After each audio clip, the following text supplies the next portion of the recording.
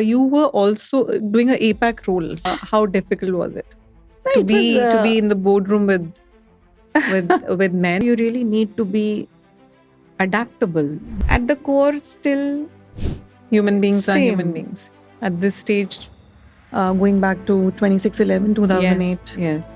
Would you be okay if we touch upon that? Sure. There is this terrorist attack happening. You all are at home, na? And we said, no, we are in the Taj. And they said, what are you doing in the Taj? The attack is there. We went into masala craft and we sat down and the firing started. How does someone come out of something like this? It is definitely not easy. I realized that night that life is precious. I was praying finally towards the end, maybe, if I have to get injured, no problem, but I want to live. You moved out of your corporate world and you got into education. उस time पे women empowerment के नाम की कोई ज़्यादा चीज़ नहीं थी. From little I remember. And you managed to do so much and lead a position of authority, and not only one culture but multiple cultures. I created a program called Breakthrough Leadership for Women. My team, when we used to discuss, because we used to have leadership programs, and I was vehemently against the idea. I used to say leadership is leadership. Correct. Men do it in a way, women do it in a way. Correct.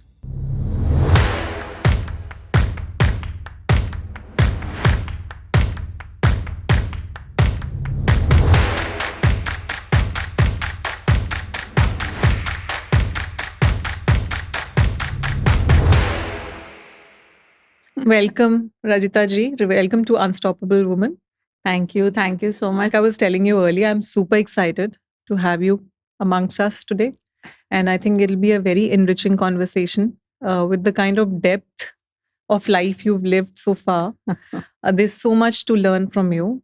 And besides this, I'm personally very excited because मुझे लगता है कि मेरे घर मेरा बहुत प्यारे दोस्त और प्रियजन आए हैं. That is the feeling I'm getting right now. Very kind of you. I said it before to you. You have a special quality to make anybody feel very special. So thank you for making me feel so special, and I'm happy this has worked out. We have been planning for some time. Absolutely. So Rajita ji, you've written a book. Let's say if today you got a chance to write your autobiography, and as a friend, you're telling me about that, what would be your first chapter? Wow. If I had to write it today, actually my current book kind of stopped at COVID, because I wrote it in 2020 and it got published on 14th Jan 2021.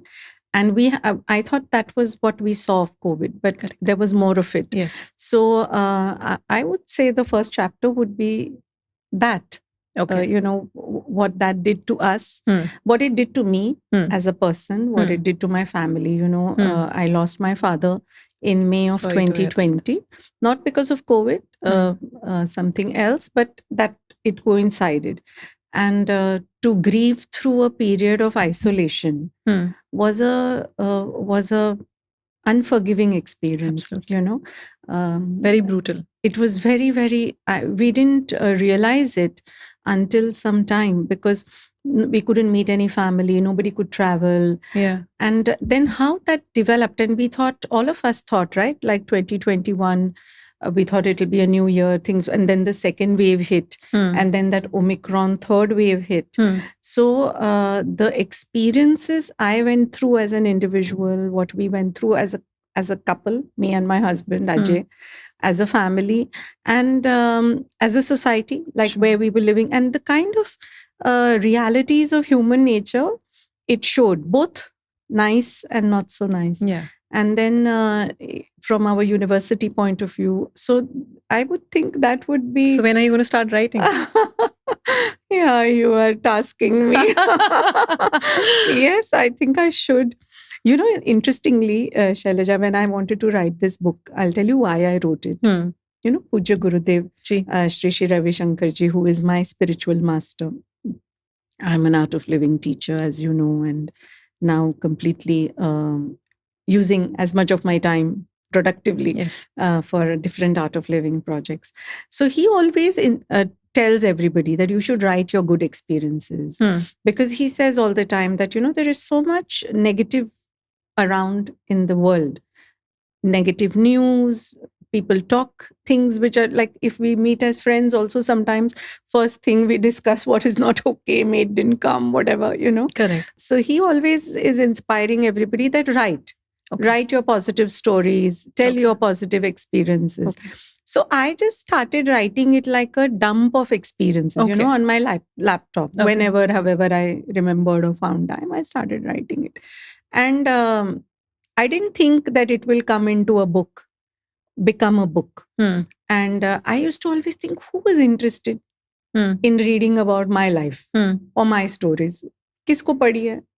Sab apne life mein busy hai. So I used to think nobody is interested. So I met a very famous author. Actually, I met Amish Tripathi. Achha. He's, of course, we are very well known to each other. So I had gone to meet him and I said to him, Amish, I'm writing, but I think that, who will be interested in reading what I write? And he said a very nice thing to me. He says, don't write thinking about what others will get out of it. Okay. Write feeling what you are getting out of it. Okay.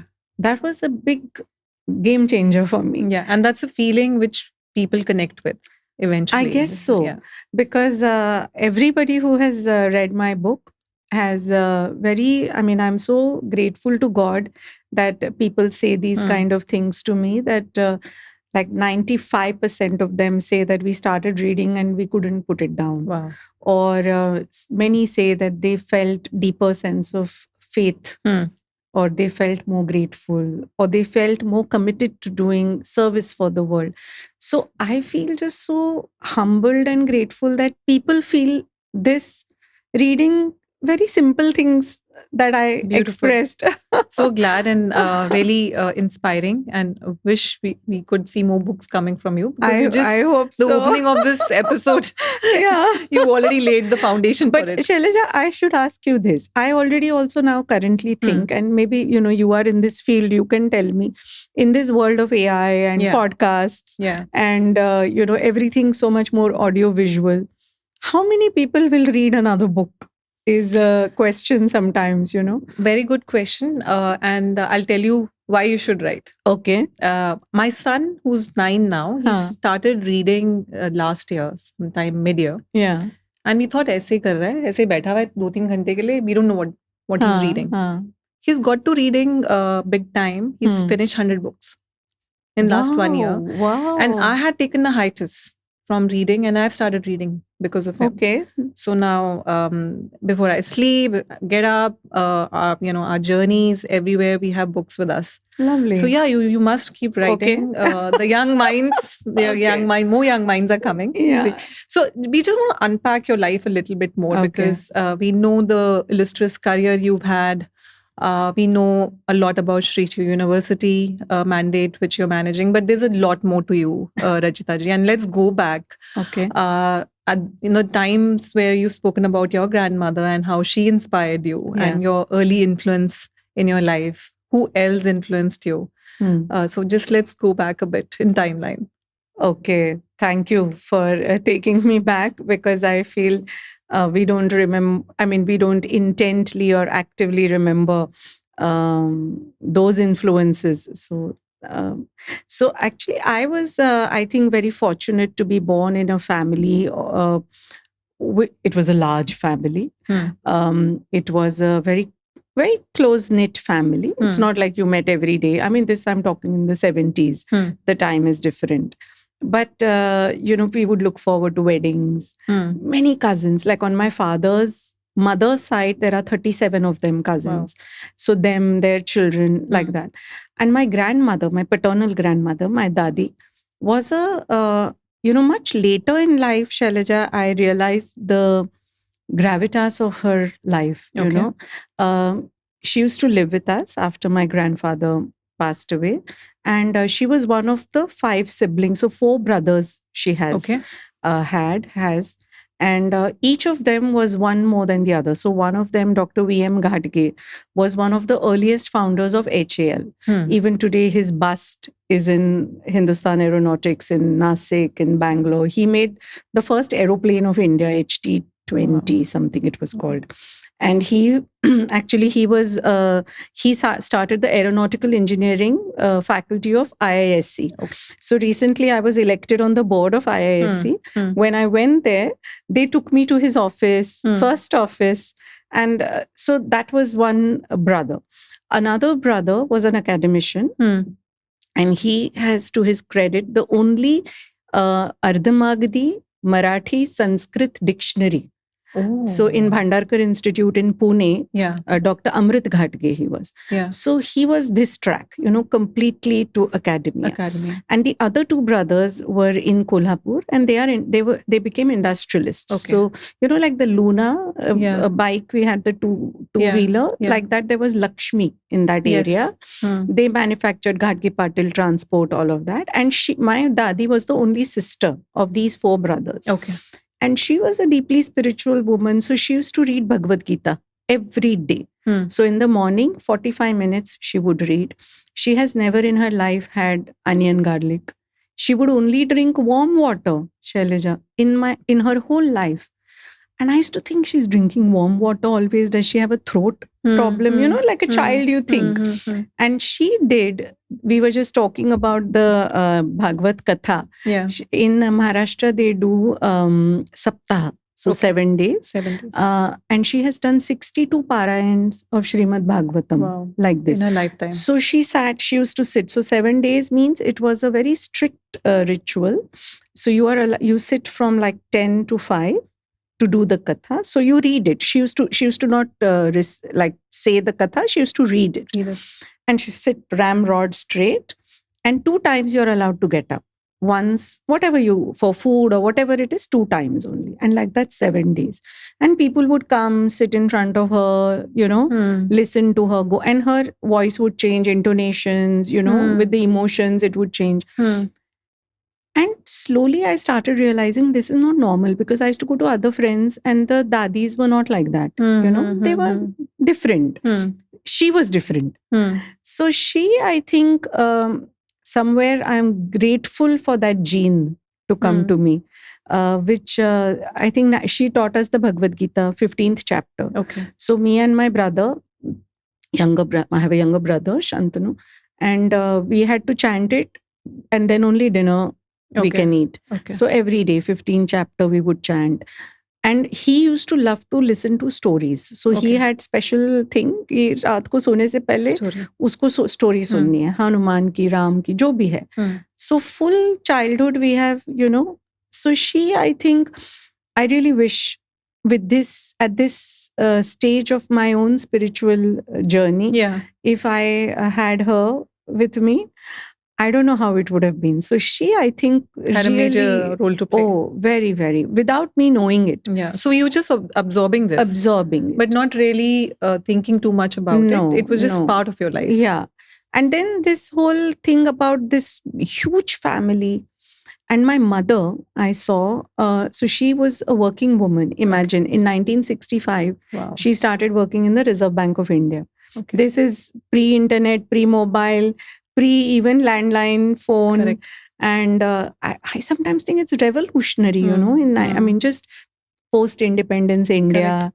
Correct. And she actually told me she got a job in Citibank and Reserve Bank.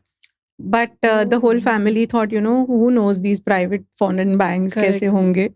So they all collectively decided at least it's the Indian Central Bank of India, So she started working, and through her lens, Shailja, I mean, seeing her life, even recently I shared on LinkedIn, her entire group of friends, they got married, they joined the bank, then they got all married, then they had all of us children. And how they manage their lives, going by train to office, coming back, sometimes shelling peas on the train to save time, धनिया चुन रहे हैं क्योंकि घर आके time बचेगा and फिर बच्चों को मैनेज करना, and mostly all had joint families, in-laws staying at home. and how they nurtured relationships. I mean, don't remember a single time that, on a Sunday we have eaten a meal alone at home. Koi na koi aa raha hai. And we had, because we were Bombay centrally, our home was quite central to Bombay, a lot of traveling relatives would stay with us. And now I think, my How did she God, manage how it all? mommy managed? Like, subah by 9 o'clock, lunch would be ready for those who are eating at home. Tiffins would be ready. Breakfast would be fed. Yeah. And 4:30, snack would be made ready and kept. And then ghar aake khana banana. And it was not like today's time that everybody had their own bedroom. Yeah. Smaller spaces. Correct. So mummy has been a remarkable influence for me, because even today, just about 10 days ago, I met all of my mother's friends. They meet once a month. So unfortunately, many of them are no more. Okay. But the group that is there. Yeah.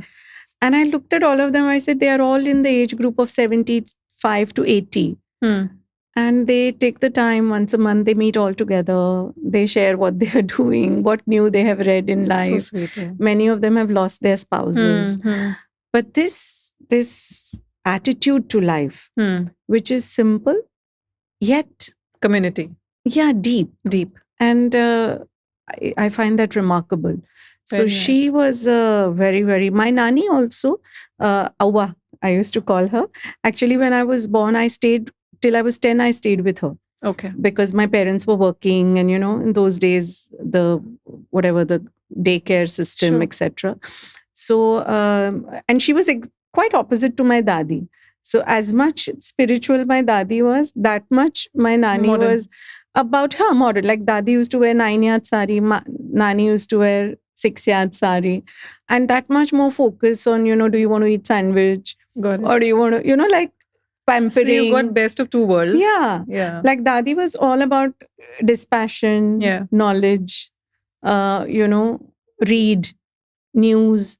She had very, very big views about politics, cricket.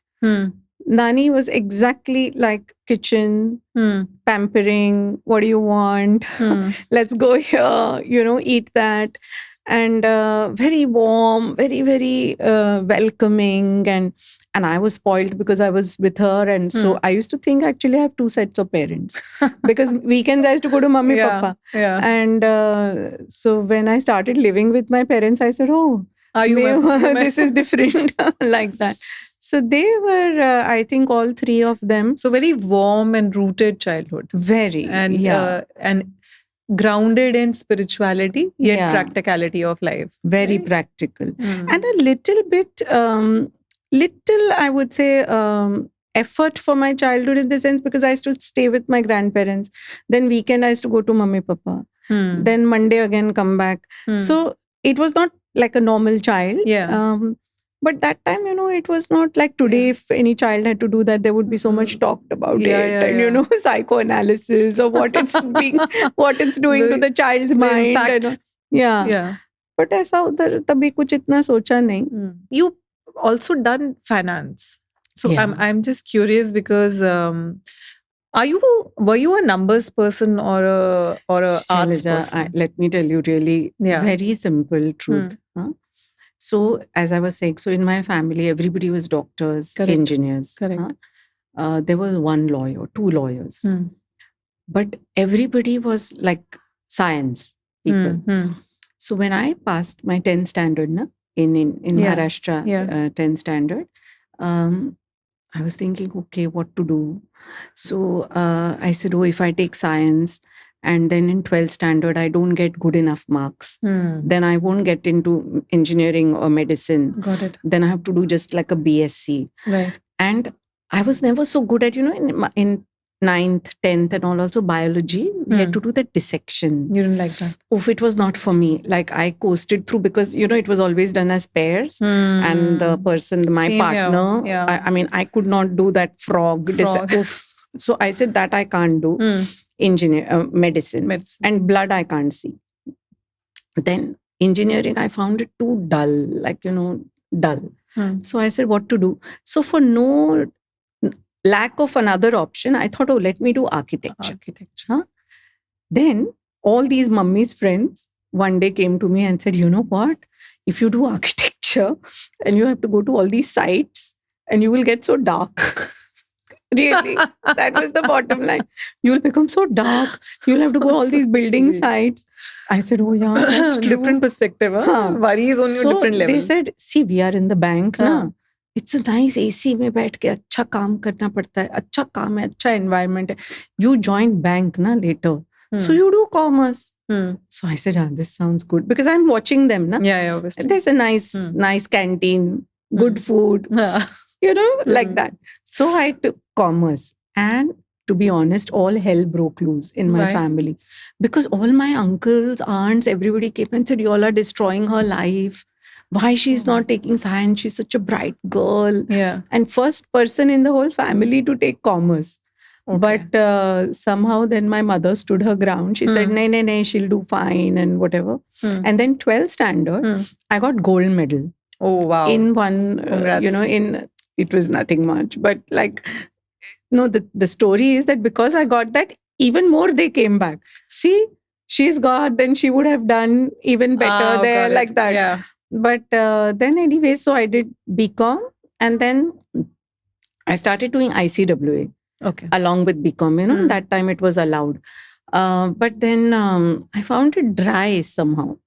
So then I did MBA and then this was, So Citibank, 1992. Citibank, 92.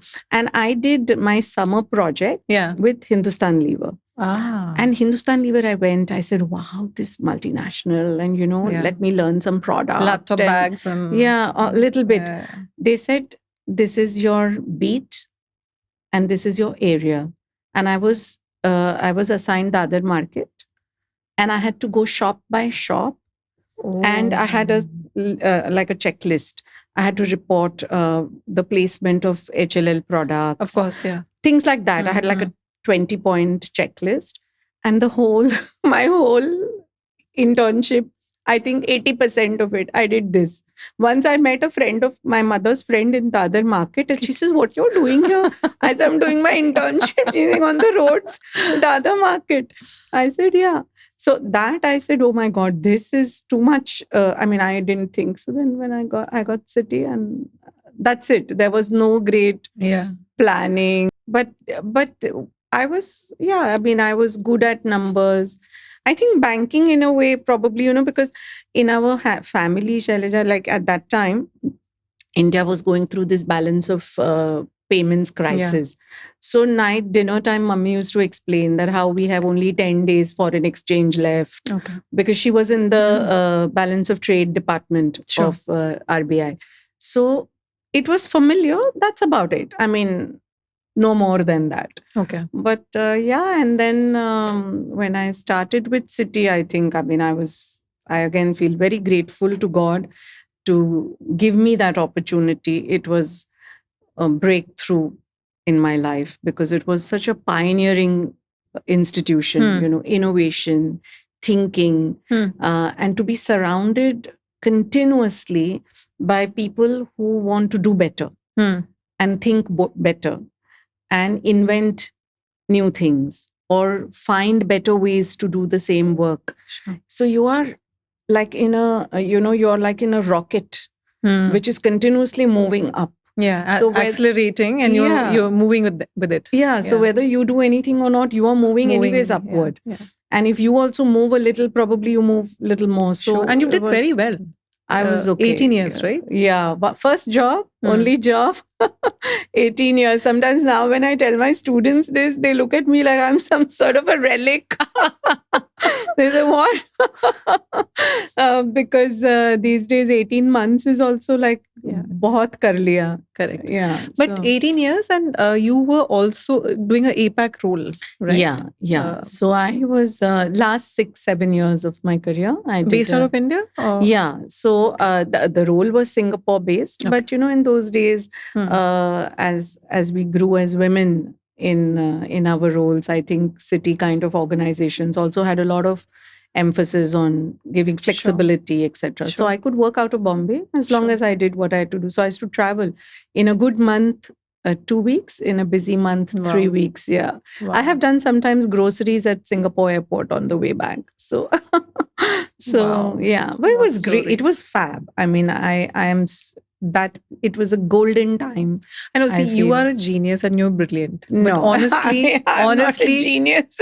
honestly, how difficult was it to It was, be in the boardroom with men? And I'm not sure how many women were there so for besides you. that of time course. now, Shailja, I got introduced to different cultures of the world quite closely. Because I used to interact with 12 countries, Korea to Australia, the whole region. And I had teams everywhere, right? So we used to work closely, colleagues everywhere. I used to Sure. travel everywhere. And it was fascinating to see the different cultures. Like, I was quite surprised with the Korean culture then. I mean, it must have all evolved now. But I found it a lot patriarchal. Okay. Compared to what I thought it would be. Okay. Whereas when I came down, Thailand, even Philippines, Indonesia, women I found, had a much stronger voice. Okay. And you go down. So different cultures and how that even affected our working style. Like, I'll give you an example. Like, suppose I ask for a report. Yeah. And I say that, can we have it ready by, say, Monday noon? Yeah. Korean report I'd get on a Friday evening. अच्छा, जो Monday को आना है वो Friday को आ जाएगा शाम को, बस रेडी है. और अलग अलग कंट्रीज का अलग अलग आएगा. अभी मैं कहूंगी नहीं, बट कुछ कुछ कंट्रीज का फॉलोइंग मंडे भी आएगा. अच्छा. And that was a pattern which you understood. Yeah, so it was fascinating to see, like I used to do a lot of trainings. I was leading training also. So if you have a regional training, then you know who will talk most and who will talk last, who will not talk at all. Okay. So it was fascinating, to work with all these different cultures. And I think it taught me a lot. Yeah. It taught me a lot about myself. It taught me a lot about flexibility, adjustment, how you really need to be adaptable, what are the sensitive aspects for different people. And at the same time, Shailja, how at the core still human beings are human beings. Yeah. Same challenges, correct. Same aspirations, similar aspirations. Yeah. So it was very, very nice, very nice. And we got to create a lot of excellence in that time. We worked on a lot of big projects, did a lot of good stuff. I think quite pioneering at that time also. Sure. But उस time पे रजिता जी अभी now women empowerment तो पिछले 10 साल में बहुत बात हो रही है, बहुत काम भी हो रहा है. 2010 when you moved out of your corporate world and you got into education, उस टाइम पे women empowerment नाम की कोई ज्यादा चीज नहीं थी. From little I remember. And you managed to do so much and lead a position of authority, and not only one culture, but multiple cultures. Yeah. So what was it doing to you as a person inside? What were the shifts happening inside? I must say one thing. The amount we think about it or talk about it now, as you rightly said, it was... तब नहीं बात करता था कोई. So in a way, it was also a little easy. इतना over analyze नहीं किया. ठीक है. काम है, ये रोल है, ये KRAs हैं, वो डिलीवर करना है, ये कंट्रीज हैं, रिस्पॉन्सिबिलिटी है, जाना पड़ेगा, काम करना पड़ेगा, आगे बढ़ना पड़ेगा. तो थोड़ा मुझे लगता है कि it also worked as a positive. And when I was in city, because it is end of the day, it is a large multinational. Of course, yeah. And it has a ecosystem which functions. I think it was easier. Got it. When I left city and I said I will be full-time with Art of Living, then it was really like, being first time exposed to the world in its fullest. It's like army man coming out. Possibly. And becoming a civilian. Possibly. Yeah? Yeah. Because city में कैसा था, इतना एक insulated environment था. Government से deal करना है कोई करता था, पुलिस से करना है कोई करता था. हाँ, हमको अपना काम करना पड़ता.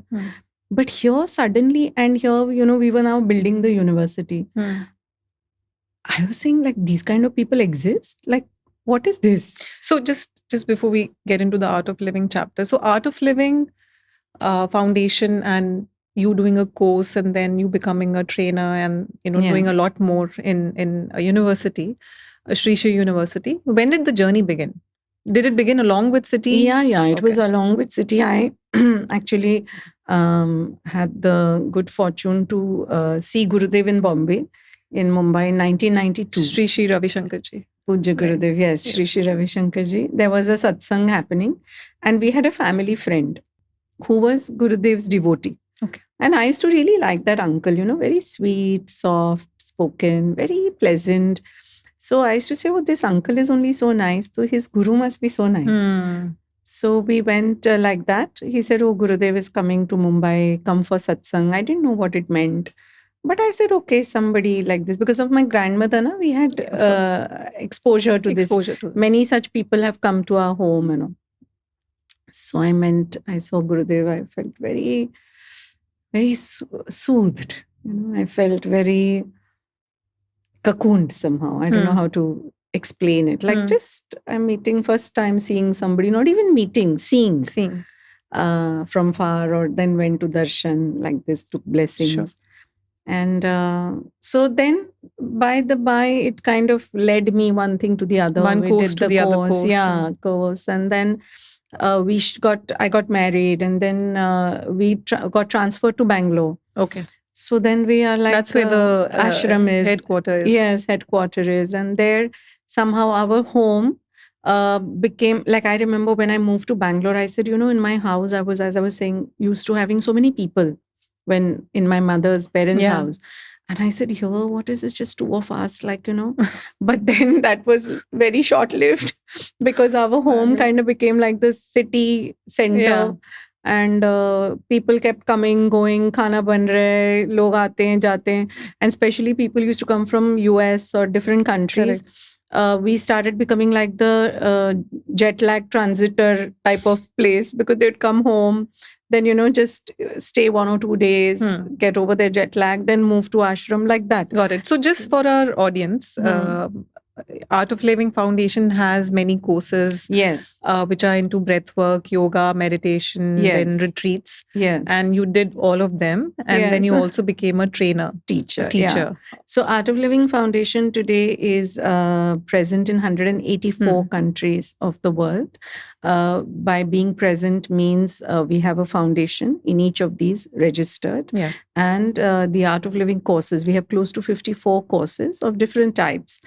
For children, for adults, for teens, for corporate people, for prison inmates, all kinds of programs. And these programs are taught in these countries.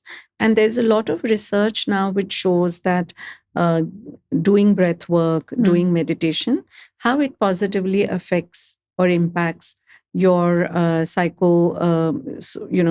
psychological, mental, emotional well-being, even your physical well-being. Sure. And so these are being taught all over the world. And I'm an Art of Living teacher. There are 30,000 of them all over the world now who are sharing these tools and techniques. Like in India, all the universities, AICT, which is one of our big regulators, has mandated it as a part of the induction now for students in IITs, NITs, etc. Okay. About 500 universities in the world offer it as a credit program. So one part of the Art of Living's work is teaching the programs. The other part is service activities. So projects for environment, for water, for education, for youth empowerment, women empowerment, agriculture, so many different topics. So these projects are also happening around the world. Sure. So even when I was working, Shailja, with City, I became a trainer of Art of Living. So my free time used to be weekends. Correct. So weekends I used to teach, because the course used to be evenings, 4 days, and then weekends. So मैं office जाती थी, 6:30 बजे आती थी घर, फिर course पढ़ाती थी, फिर सैटरडे संडे तो फ्री था, तो Saturday Sunday. And then I also became a trustee. Gurudev blessed me to be a trustee of one of our trusts. So then I started getting involved in the administrative aspect. And that has been more my route, I think. I have been more on the institution building administrative part. And then I continued doing that. And then when I used to travel, Shailja, all over Asia Pacific. So there I would go whenever I would be there. So then I would meet the local Art of Living chapters there in the evening, or, do like a satsang or like a meeting with everybody. And so like that I did, and then 2010. So it was very integrated into your life. It wasn't like anything is parallel track. It's integrated. It's one life. Yeah. You're doing a job. There is training. There is service. There is a spiritual master. There is very strong roots. What your mother had laid down. The family had given you, and that's the warmth I feel when I meet you, because I feel a very complete, blossomed human being. Oh, that's very kind of you. Actually, people talk about work-life balance, Shailja. I always feel, I always looked at it more as either work-life integration or work-life overlap. Okay. Because balance there is a lot of stress. Correct. The word balance itself is... The fact that you're looking for balance means you're imbalanced. And just that thought infuses that stress in you. You don't even realize it, but it infuses. But if you look at work-life integration, which today is anyways happening because people work from home, or people work hybrid, or, people work flexi time, flexi arrangements. It's all there. Are today you go to a beach and somebody is on a laptop and isn't it? It was unheard of. It was unheard Actually, of. we used to romanticize it pre-COVID that kya life hogi na beach pe baith ke laptop khol ke kuch kaam karo. But now that's a life. That's a norm now, isn't it? Yeah. So I feel that if you look at work and life as integrated, then you don't feel the pinch or the stress. ठीक है, कभी रात को call करना पड़ा, क्या बात है, कर लेना चाहिए. या कभी दिन में कुछ और करना पड़ा, ठीक है, as is what is needed. Very beautiful. I feel, very beautiful. Otherwise it adds to a lot of stress. Right. Both ways it makes you guilty. Right. So just adding to this, even the inner work, or we're calling it inner mastery these days, that is also integrated then. Yeah. It doesn't have to be कि आपको साल में एक बार कहीं retreat में जाने की जरूरत है. It should be integrated into your daily schedule. Because रोज ही चाहिए ना. रोज ही चाहिए. Environment is throwing so much at you every day. Right? It's not throwing only one time in every year. It's not throwing stress. The traffic is adding to your stress, the home situation, work situation, if not anything, the world situation, what's happening around us. So we need to daily take a little bit of a shield, isn't it? Correct. So in the courses which you've done and now which you're teaching, can you also share a bit of insight in terms of how it's helped you? So frankly, where I see myself here today, I couldn't have imagined this version of me even 3 years ago, 5 years ago. Okay. Forget 10, 15 years ago, 20 years ago. So I think our consciousness has infinite possibilities and capabilities. Think of it as a cupboard which has a lot of goodies, but you have never opened it, which has a lot of beautiful clothes, but you never opened it. Now you opened it. So in the first shelf only you saw, oh wow, this is so nice. So you used it. So when you used it, you feel nice. And then you go a little deeper inside and say, oh, ye bhi hai, oh, ye bhi hai. So it is like that with us, I feel. There is so much within us which is not accessed by us. And when you go deep within, and what I mean by deep within is when you breathe or you meditate, that moment of quietness, that stillness, that ability to just close your eyes and be. That is it. Then you don't need to do much. Just being that opens all these avenues or, opens all these vistas. Correct. And then you say, oh, like I cannot imagine that I could have written a book. No. I mean, we all write a little bit here and there, but a book? And I wrote some 1 lakh words, then we had to chop off. So there are about 30,000 words. So it's sort of creating depth in your Yeah. personality, and you searching and discovering more and more. Yeah. And when you say meditation, right? So, and I just want to touch upon, because like my journey started maybe 20, 25 years ago. And for you, it could be 30, 40 years. I don't know. But meditation sort of also, I think, is the end point of spirituality. If you can sit down in those 20 minutes and 30 minutes, that is the door. Yeah. Very beautifully said. Any other technique, everything else is okay. But वो 20-30 minutes कोई भी चीज आपको शांत करा रही है, Exactly. तो वही है doorway. बहुत सुंदर. Very true. That is what it is. And you know, I mean, you can look at research and say, oh, this is what it does to your alpha, beta. Beta, alpha, theta, gamma. Alpha, beta, theta, gamma. Gamma, yeah. Bad G. Yeah. All of them get impacted. Correct. Like alpha waves are for relaxation. Beta waves are for alertness. So like we are having this chat now. It's fluctuating. I can feel a little bit. Yeah, we are alert, right? Yeah. We have to be, otherwise I cannot understand what you are asking and you cannot understand what I am saying, right? But that alertness is good. But always staying alert, will be what will it do? Yeah.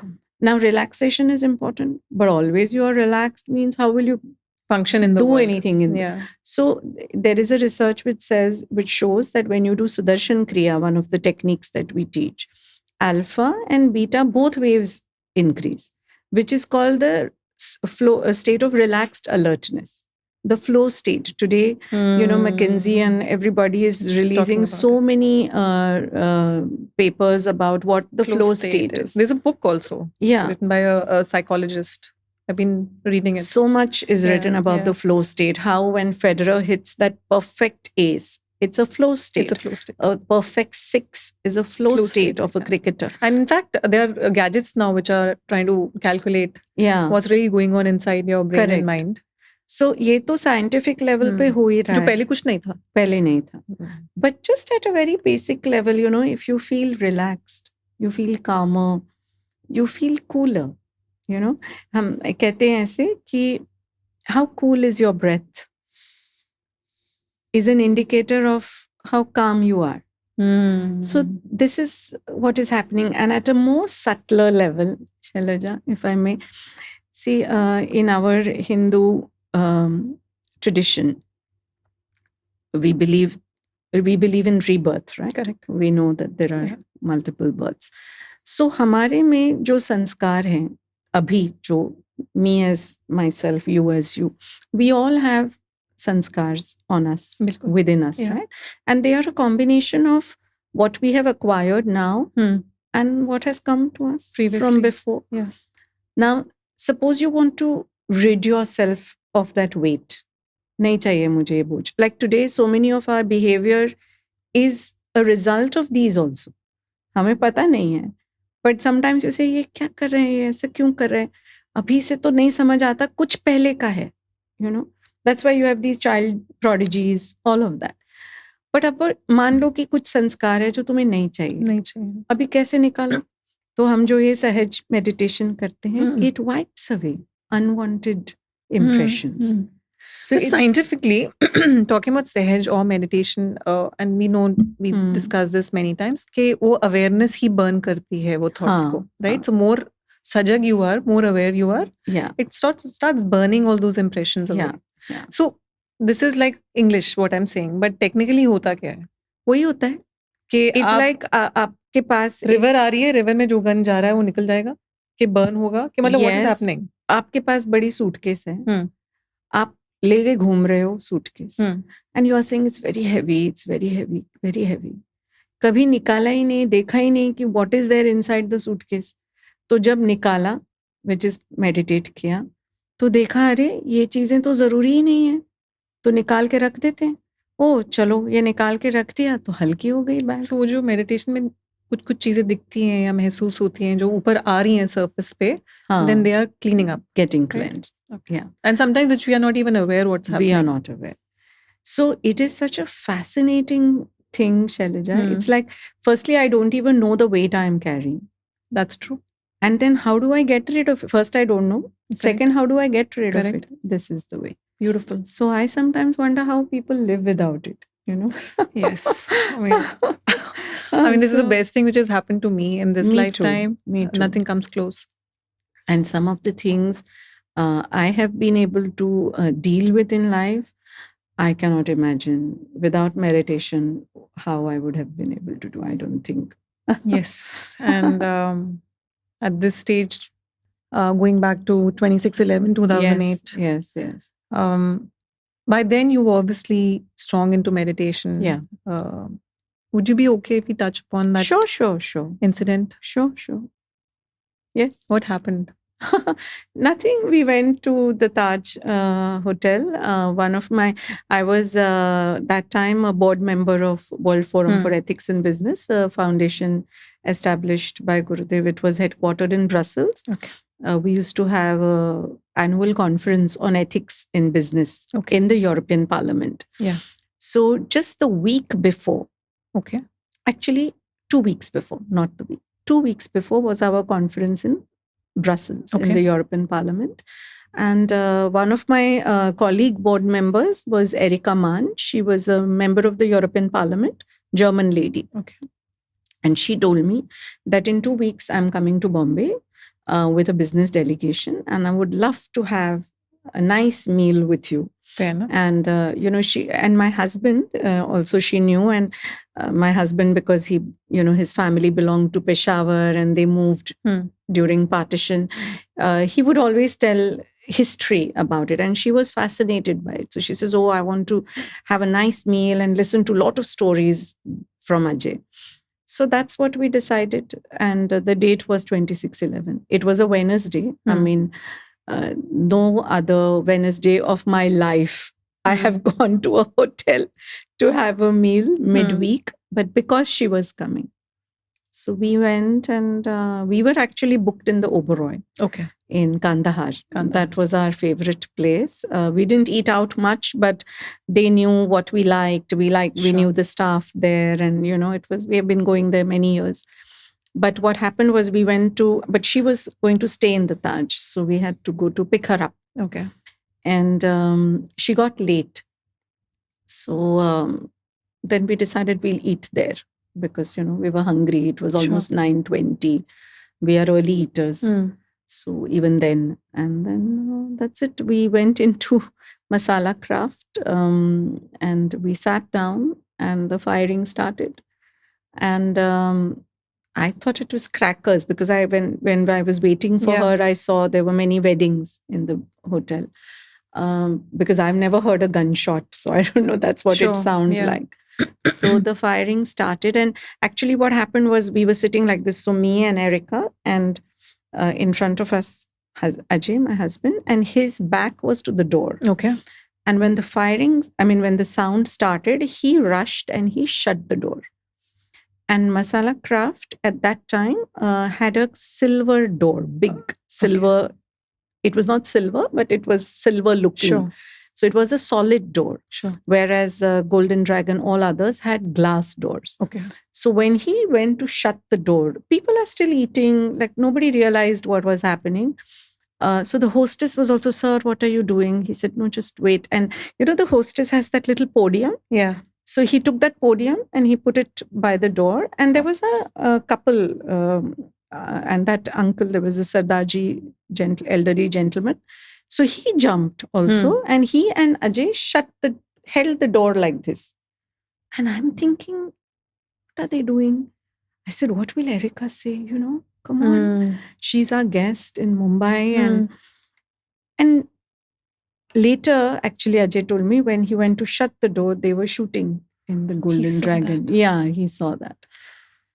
So anyway, they shut, and then it was just the first 5-7 minutes since they entered the hotel, right? So they tried to push our door. They must have had a map, maybe. But because Ajay was holding, they couldn't push it. And maybe because it's like this. So suppose this was a door, then it doesn't give away, right? That it's a door. So they didn't realize it, probably. And they went ahead and they went up. So then we were stuck inside and nobody had information. How many of you? in the whole restaurant. The full hall. Full hall, everybody was there. And then somebody said it's a gang war. Somebody said something. Then by about 10:45, we started getting calls. We used to stay in Cuff Parade at that time. So they said, oh, there is this terrorist attack happening. You all are at home, na? And we said, no, we are in the Taj. And they said, what are you doing in the Taj? The attack is there. Then it started revealing to us. So we were there till about 9 in the morning, finally, till we were rescued. So almost 10 hours ordeal. Yeah. And then by the time it was crazy outside. So by the time we got home, it was like about 1:30 around that time in the afternoon. But yeah. You've written something about that. Yes, I have. Yeah. Would you like to read something for us? Okay, sure. So this is, Shailja, the first chapter of my book, The Unknown Edge. The Unknown Edge. Yeah. And where is it available, this book? It's on Amazon. Yeah. Okay. And I titled the chapter, I Want to Live. We were at Masala Craft, the Indian restaurant of the Taj Mahal Palace Hotel in Mumbai. The occasion was a traditional Indian dinner to host our friend Erika Mann, a German member of the European Parliament, visiting India with a delegation of 21 other MEPs. While poring over the ornate menu card to decide what to eat, thunderous sounds of a series of explosions jolted us. The unexpected ear-splitting boom quickened my breath, and I closed my eyes to collect myself. I assumed that the guests at one of the weddings that I had seen listed at the reception hall were bursting crackers.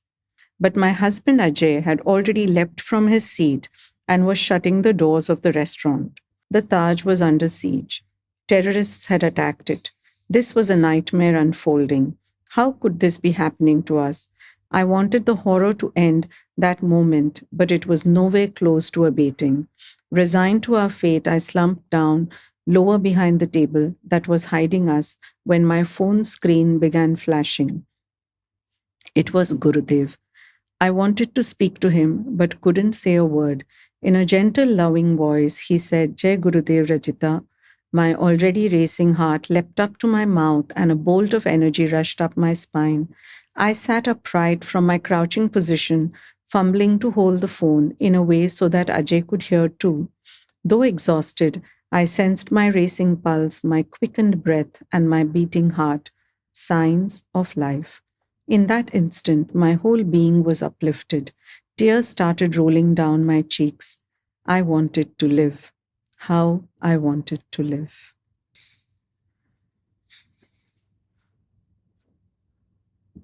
Thank you for sharing. And thank you for being you. How does someone come out of something like this, Rajita ji? Yeah, it is definitely not easy. Like I often feel this was, if at all, it was a night like this.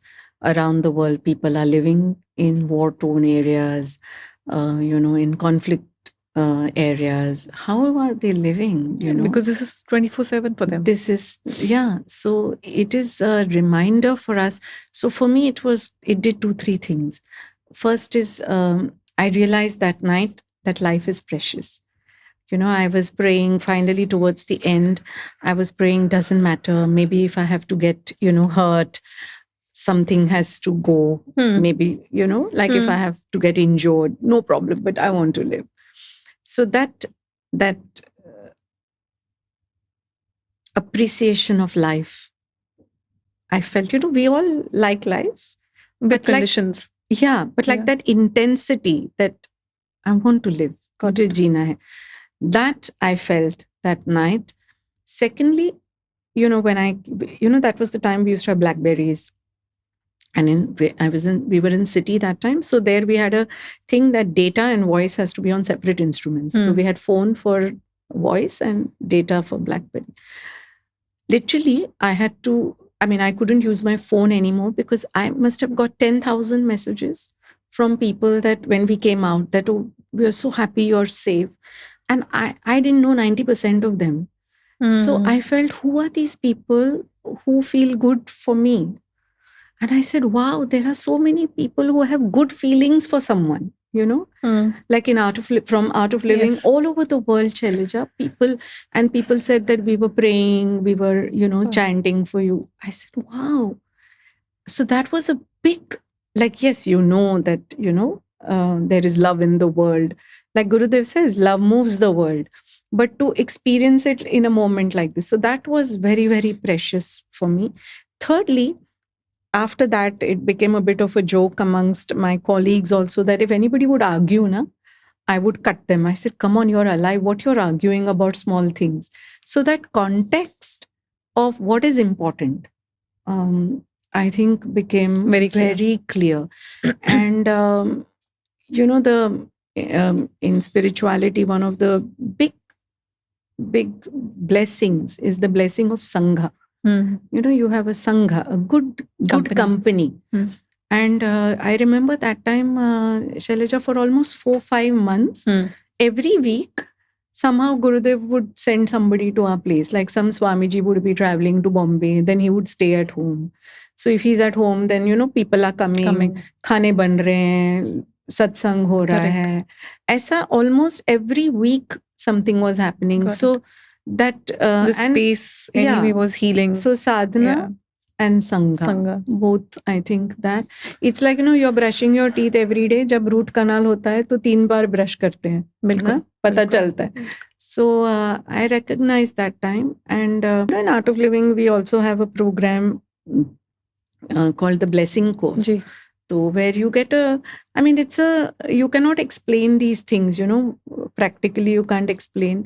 But you get the blessing to give a little blessing, like that. Yeah. That time, Gurudev told me to go and meet as many people who were in these hotels or anywhere and just be with them and meet them. So I remember I met a lot of people, Shailja, that time. Who were caught up. Either who lost someone or so you consciously went out to consciously meet? Yeah. And, sharing, and so many people reached out to me, some people who lost someone came to know that we were there. Just they want to know what the reality was that time. I mean, someone as late as 2 years ago, somebody called me from London, whose grandfather was in the Taj. And, so just wanting to know where were you, people need closure. Correct. And I think in that also you get healed. In sharing some healing with others, you get healed. So it's also, I mean, we've heard of this, the collective karma, right? So you shared that space with all, possible. And there was some way Guruji maybe was trying to connect so that they get a closure through you. Possible, yeah. And then you were talking about Dhurandhar, the movie, and Ranveer's expression in the movie. I don't know how many of the people who are listening to this podcast have seen the movie. Yeah. And I, you were coming for the podcast. You had already said yes, and I saw the movie and I saw Ranveer's response to it. And then I saw your LinkedIn post about that scene, particularly that scene. It hits you. It hits very you. badly. Yeah. It hits you. And it just appalls me that in this day and age, there are these tendencies and so much hatred. I mean, as a humanity, haven't we evolved? I feel like that, I mean, we are not in the Stone Ages anymore, but so much hatred, so much it is, it's exhausting to think. And I had heard of this from this side. I mean, I had even one of our, he's no more now, but he was the chairman of Vyasa Bank. He was actually, he had interactions with these guys. And they would talk to them, to the handlers.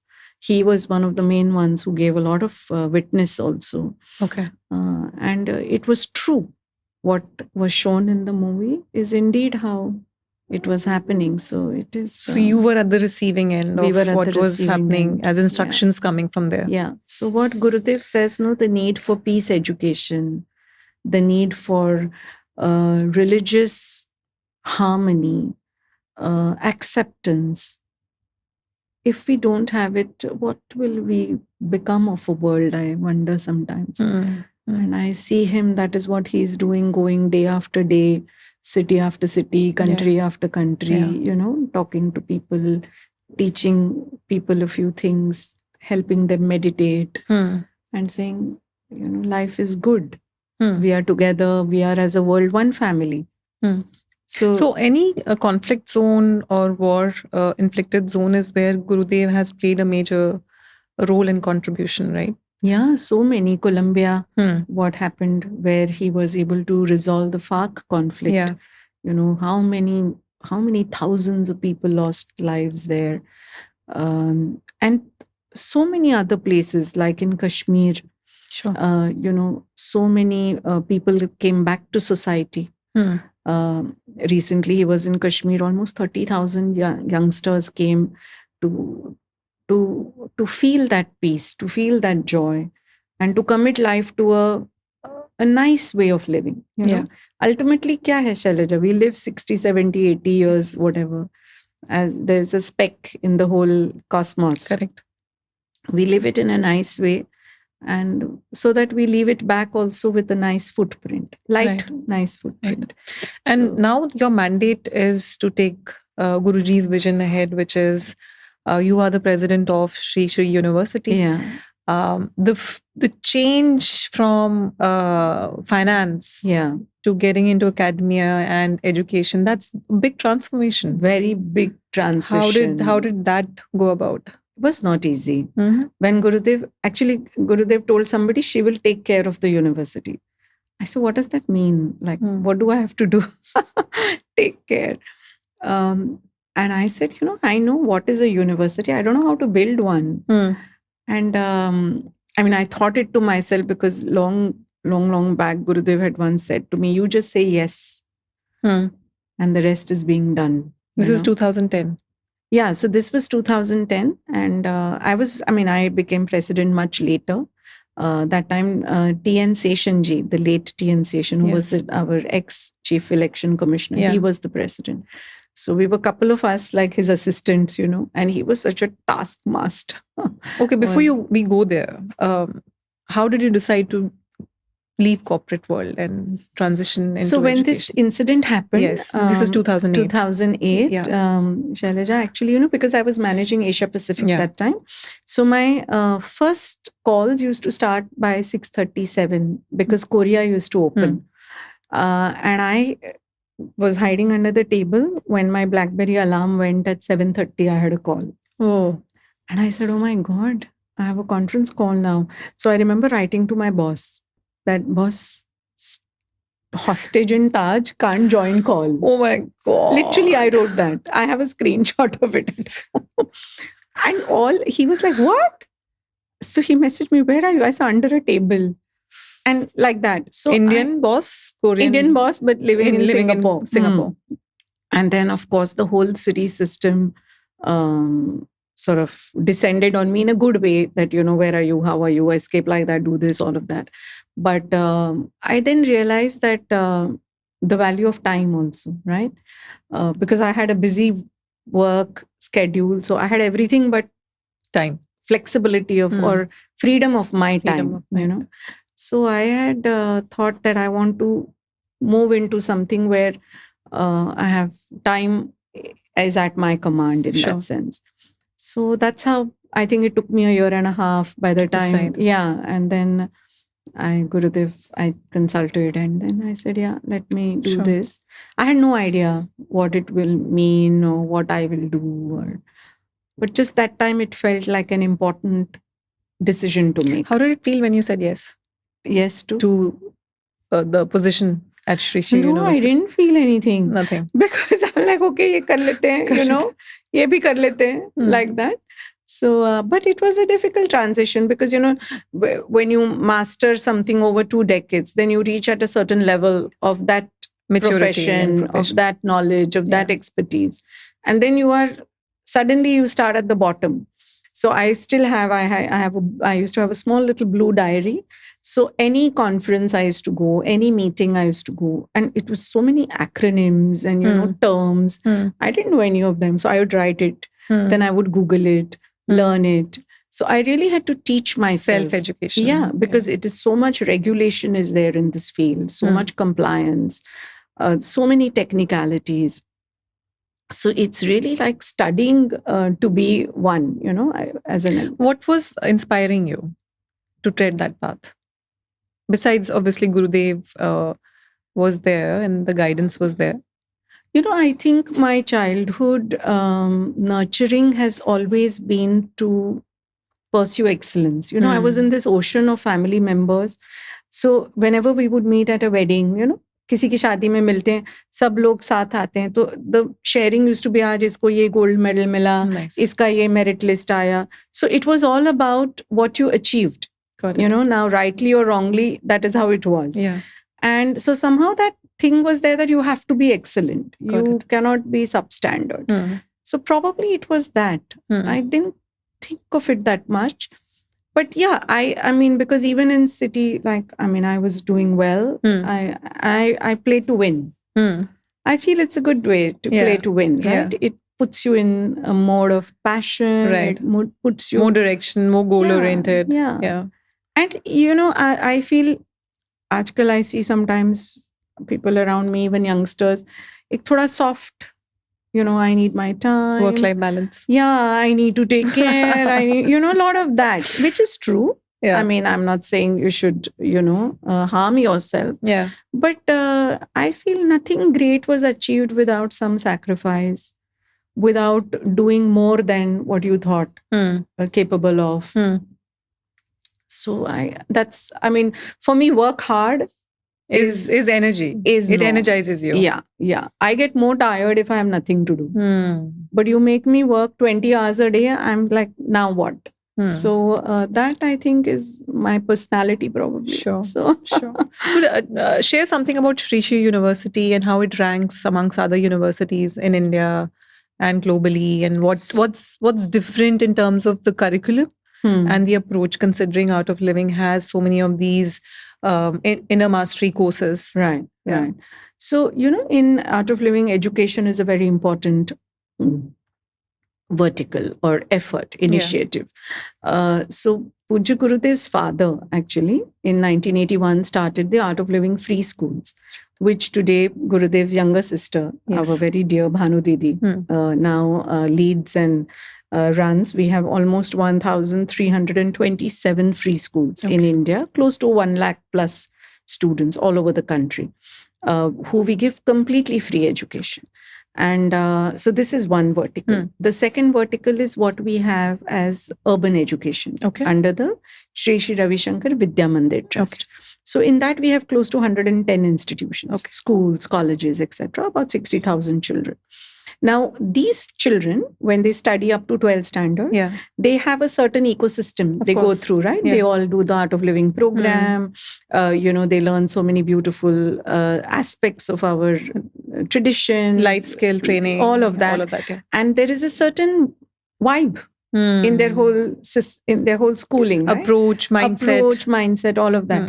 So when Gurudev said then KG to PhD, सब हमारे पास होना चाहिए. That's how the university then was started.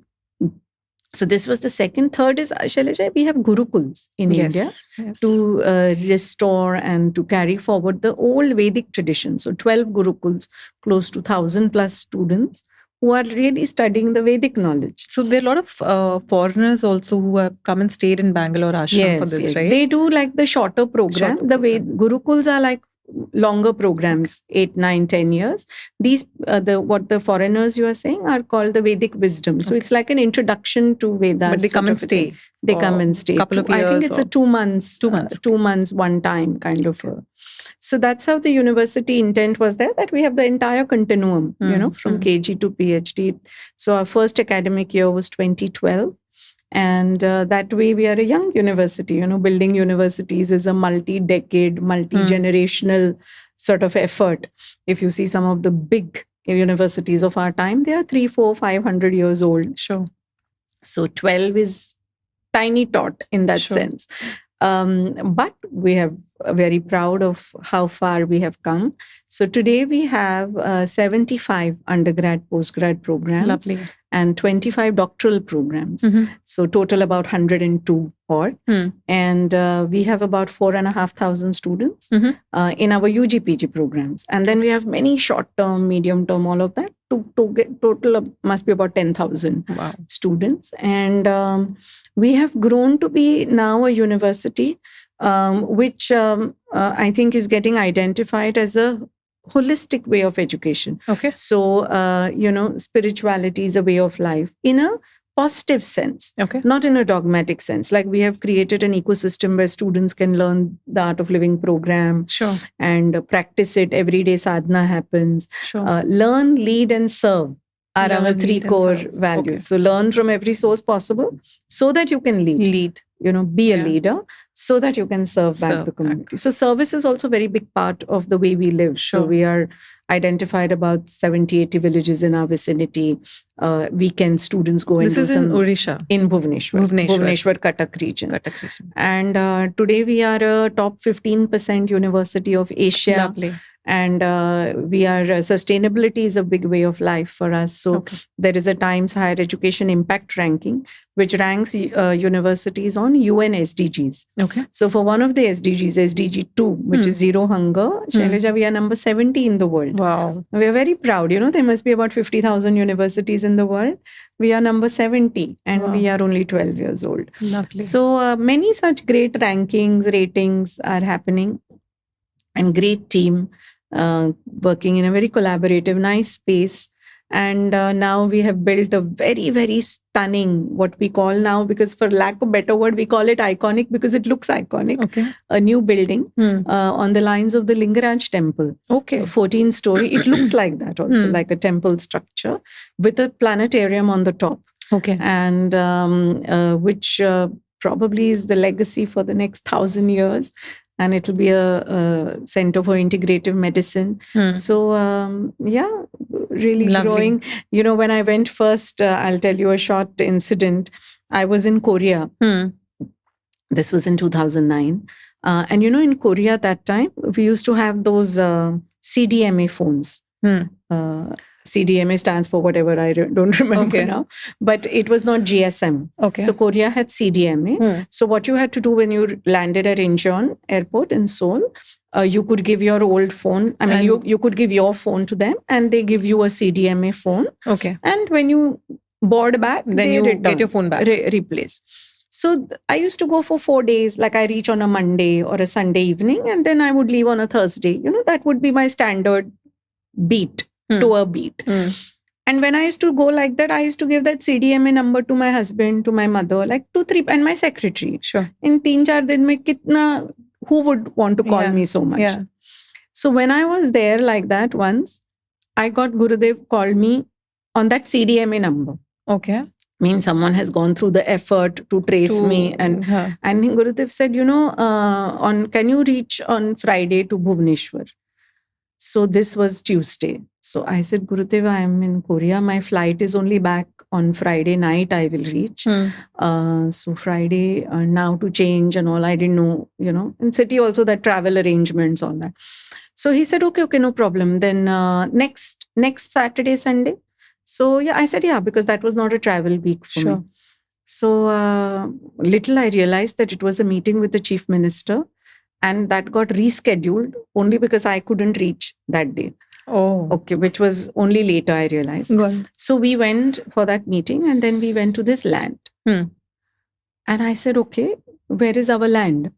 And they said, this is the land. Where you're standing. And it was acres and acres and acres of, think of Sholay and those boulders. This was the opposite. This was quarries, like deep pits, like 3-kilometer long pit. Like that, and 200 feet, 100 feet deep pits, and not a sprig of grass in sight. All boulders and, scorpions and snakes and shrubs, thorns, all of that. I can say literally we have shed blood because we were walking through this and I could see Gurudev is walking with his Shailja, the dhoti, and the all pricking, and he wears white. Yes. So you can see red, spattering of red. I also have that sari first time, all pricked in with the thorns. And there were 2 trees on that entire campus. Today we have 150,000 trees. Wow. And we are 90 plus types of birds. Amazing. And 51 types of butterflies. You have to come and see. Everybody who comes, we give a little quiz what butterflies you saw. But so beautiful. And fertile soil, not only for not at all fertile. Now you've created a fertile soil not only for the future mind, but also the habitat and the nature. Exactly. Amazing. And when we first started planting, nothing, because it's rocks. Yeah. How can you plant on a rock something? Amazing. So Gurudev told us, no, you meditate there. You meditate, you do Sudarshan Kriya, you do sadhana there. So as we started doing more meditation there and all, so the former Prime Minister of Belgium, Alexander De Croo, his father's Herman De Croo, we bestowed him with the honorary doctorate. He's the longest standing member of parliament of probably Europe. 10 or 12 times he was MP for the Belgian government. So when he came to our campus, he said, this is a place where flowers are growing on stones. So that is the power of sattva. Wow. Shailja.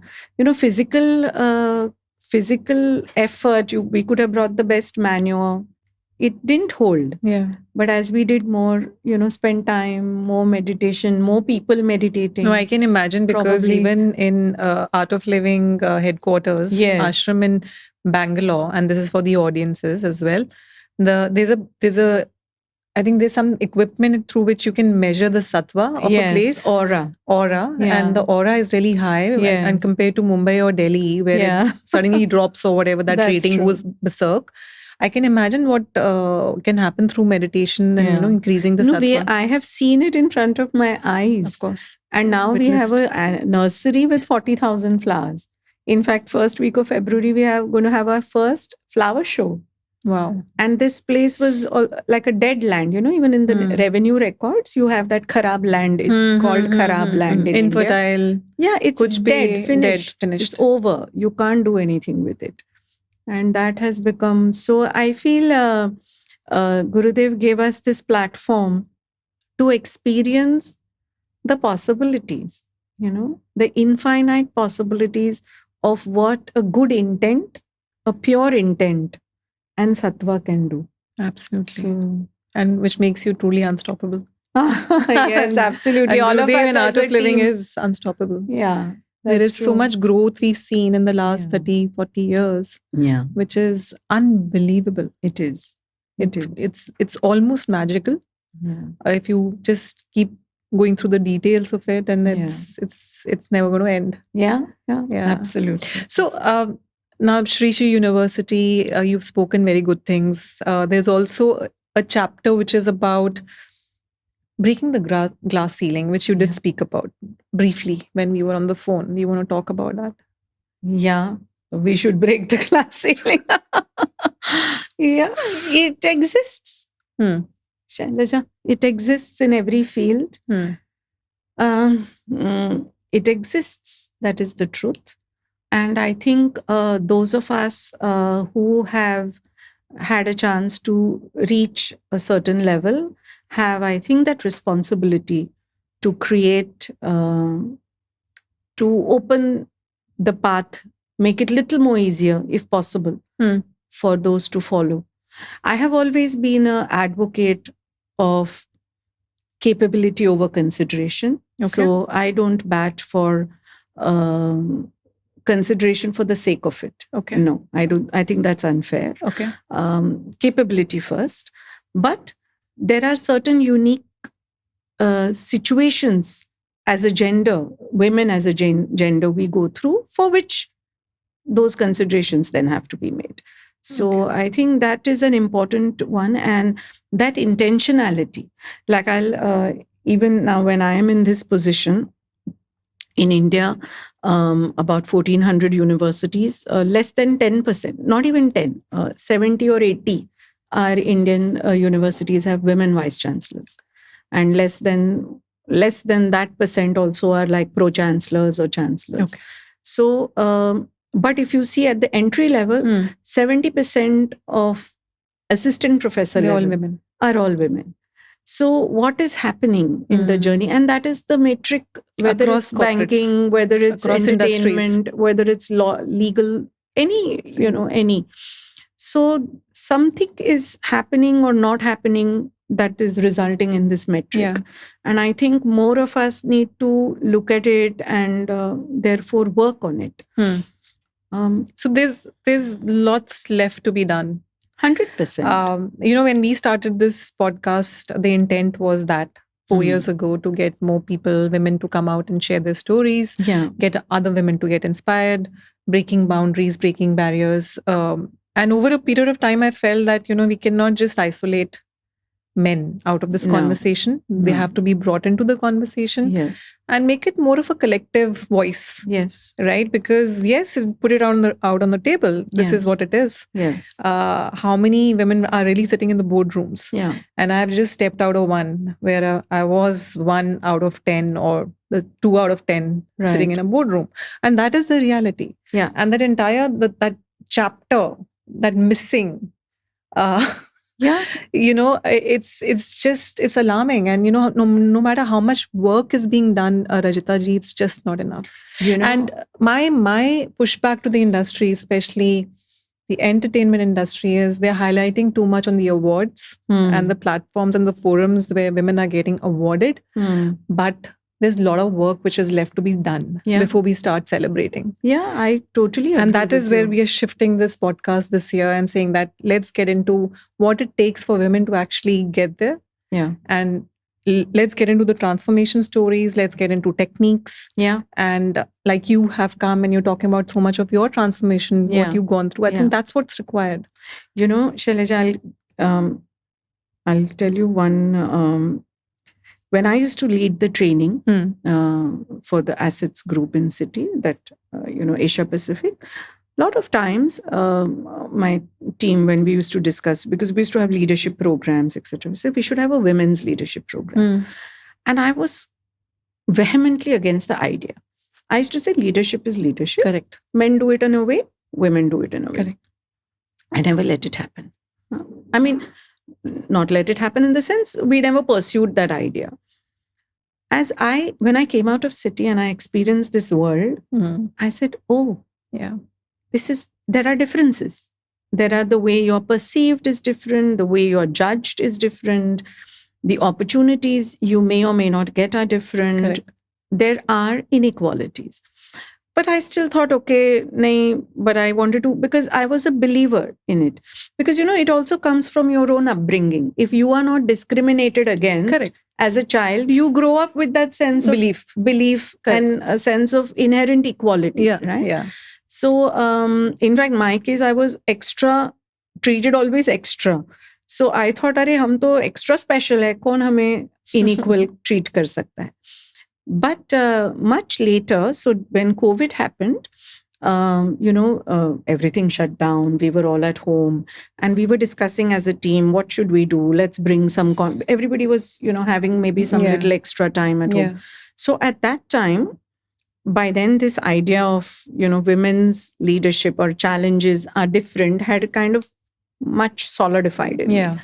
So I created literally in a flow moment over a 8-hour period. I just sat down and almost, I remember I started it at about 12 and I didn't even eat a meal that day. I said, no, I told my housekeeping person that just give me a sandwich. I want to eat it on the... Sure. And I started writing. And for 8 hours, I must have written like about 60, 70 pages. I created a program called Breakthrough Leadership for Women. Nice. 3 modules, few hours with some work in between. I mean, I designed it all over that 8 hours. How it happened, don't ask me. I don't know. It happened. And then I ran it the whole of 2021. I didn't have a single Saturday free online. And because I used to do it Saturday. I attended one of the sessions after TLEX. Yes. And about 1,000 women in that year attended it from some 47 countries.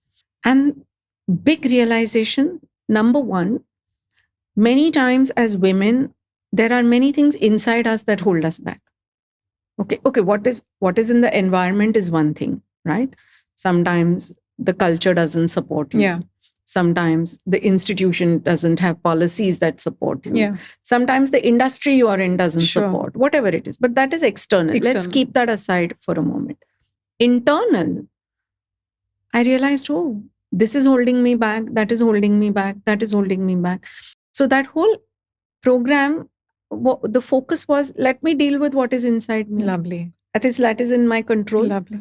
And then let's see what happens. And the kind of breakthroughs that were experienced by women, and they were not like junior people also. Senior. Yeah, a judge of a country Correct. or of an education minister of a Yeah. country, like that. So what I feel is that no matter, so few things just to consolidate this Sure. thought. There is glass ceiling. We should be aware of it. Some places it's harder than the others. Number two, therefore, does it mean the road stops? No. We have it within. How much do you want to walk that path? Fair enough. Yeah. Is important. Yeah. मुझे घर से ही नहीं निकलना है, लेकिन मैं traffic का complain कर रही हूँ, वो भी नहीं चलेगा. ठीक है, रास्ते पे तो आओ, फिर दूसरा कोई निकलेगा रास्ता. मेन रोड पे ट्रैफिक है. So are you saying, I mean, I just want to unpack this a little bit, right? That when you were in that flow state, yeah, and you were focusing on the behavioral change the women Yeah. should go through, which is actually pushing back the centuries and centuries of patriarchal sort of conditioning yeah. the brain has gone through. Did some things come up during those 8 hours which sort of cleaned a bit of all this? For me also, Lovely. 100%. I think sometimes what we teach, we need more for ourselves than for others. So आपका 80%, I think when I attended the course, it was more about, you're right, it was more about apna, how we are holding ourselves back. Exactly. So at least first we take the first step to clean that, and Yes. then say that, okay, this And it's a situation working is on bad. it. It's evolutionary, right? I Hmm. mean, I don't think we will reach a perfect state where say today, now this point, I'm done. No, It won't of happen course because not. life would It's a have constant changed. work. Constant work. But I think to recognize that these are the areas that I need to work on. So to go back to the breakthroughs. recapping Yeah. of the idea. So one is, how much is your own passion to want to walk that road Sure. is important, Sure. because that is what is giving you the energy. You know, when I got this responsibility, many people said of the university, people said, what will she do? I have, especially like the age was not on my side. Like, I mean, I was much too young Sure. for this role. People thought, okay. Secondly, gender. Thirdly, I was not even from the industry. From right? not from the same industry. I'm like somebody random from somewhere in their mind. So, and plus, you know, with a certain set of values, like we don't pay bribes. Fair enough. We want to do everything ethically. Yeah. This is unusual. So many ways of, you know, ये कोई weird creature लग रहा है. ये बहुत mold change का हो रहा है यहाँ पे. So if I didn't have that strength in me, then nothing externally could have also held me. So did you have to push yourself through? 100%. You had self-doubt? 100%. So many times. Because if 9 out of 10 times people doubt what you do, that voice is reaching your then mind. You know, but that is where then the meditation helps. It doesn't become a solidified voice. Yeah, well said. It doesn't become a solidified voice. It becomes less and less. It weakens its power on you, right? Yes, that's the beauty of meditation. Yeah. So that is what is important. So your will, I think, is very crucial. And it's okay not to have the will also. It's not like everybody should want to become the prime minister of a country. Not needed. But if you want to make that journey to the top, then the will is needed. So will, and then look within. What you need to do, you do. And then actively influence the environment. Lovely. Like what I see, what I learn really every day from Gurudev. I mean, he's not the prime minister or president of any country, but whichever countries he goes to, the problems of that society, becomes his problem. He takes responsibility for it, and he advocates change. He's advocating for transformation. He's taking the effort with so many pushbacks, with so many times obstacles. What he did in the Ram Janmabhoomi mediation, it was monumental, and we saw it live, how much effort he did put in. And it was with so many, like pulls and pushes. Sure. So with that, sometimes you advocate change with a sense of bitterness, right? ये ठीक नहीं है, इसको आंदोलन mindset. वो मुझे somehow थोड़ा सा avoidable लगता है. Correct. क्योंकि उसकी लिमिटेशन है. आंदोलन भी because खुद को ही उसमें वो हो जाता है ना. You yourself burn out in that. But with a positive mindset. That I think is important. And in that, I thought of creating like a 4-5 building block model, which was fascinating for me because it came from somewhere, I don't know. And saying that, okay, when you think something is not going okay in your life, look at those building blocks. One of them might be weak. Nice. So give it a little bit of, structure. In this otherwise unstructured feeling world. Are you continuing with those courses? I must admit that was easy because it was all online.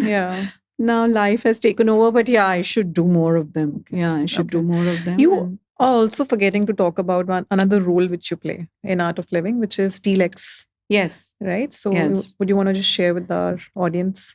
So Apex, TLX, the kind of leadership work programs, which they're doing. So same like we are teaching meditation and breath work using these consciousness-based techniques for basically 4 things as an institution, as an organization. Suppose I'm a company or an institution.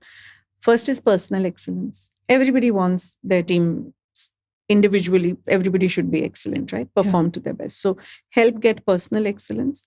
Second is team collaboration. Sure. To just work together. Nothing monumental. Nobody can work in isolation. So just please work together. You don't have to hug each other every day. Just work together. It seems simple. It doesn't happen. It's not. So number 2 is that. Third is trust and dependencies. Trust breakdown is one of the biggest challenges in institutions around the world. So third, how we can build a more trustworthy environment.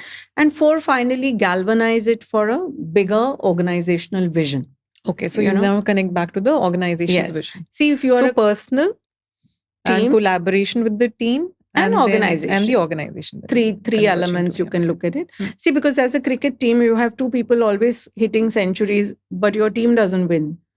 Doesn't work. Right? Doesn't work. So it all has to be aligned in a cohesive way. Sure. So a lot of organizations in the world everybody needs it because we are continuously changing, disrupting, growing. The environment is changing. Look at what's happening with AI today. Absolutely. With the fear of job loss and with actual job losses happening. There's a lot of anxiety at workplaces. So we are finding that this is helping organizations in a big way. It helps people feel better. It also reduces sick leaves for people because physically you become better. Anxiety reduces. You feel more collaborative, cohesive at workplaces. Trust deepens. How are these courses different from the regular Art of Living happiness programs? Because they are designed for corporate point of view. Okay. So those elements are there. Think of it like we have toolkits of different interventions. Different audiences, different audiences. Courses, so different requirements. Some people need more work on visioning, help them with visioning.